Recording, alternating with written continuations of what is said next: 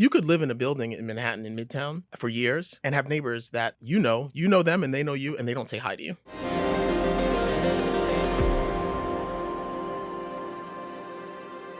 We were talking before about New York as compared to some other large cities.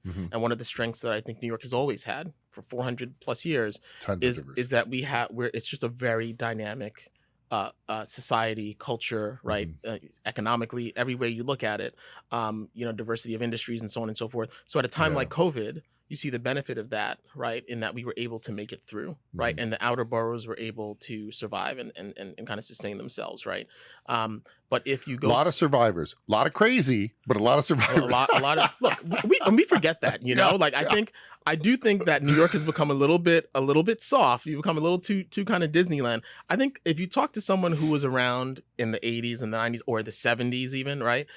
They will tell you, right? Like, yeah, I mean, New York has always had its wealthy or whatever. You've always had your millionaires and billionaires riding the subway right next to your, whatever, right? Stepping over, whatever riffraff. So New York has always existed that way.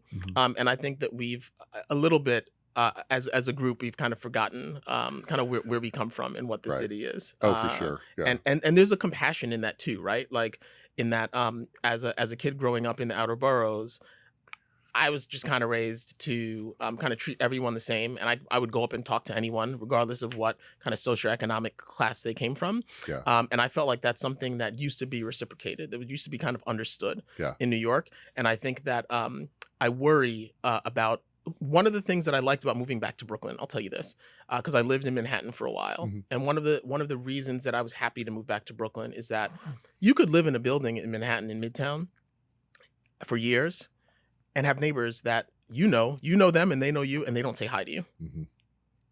Could you imagine that? There's something odd to me about that. And moving back to Brooklyn, it's like, love it or hate it, but everyone's in your business, right? Everyone says hi, they talk to your kids, right? It's just more of a neighborhoody kind of community feel. And so I worry about that culture moving into places like Brooklyn and moving into the Bronx. Hey, thanks for watching The Merge. We've got a ton more stuff for you to watch on YouTube, on Instagram, on TikTok, everywhere. Check us out.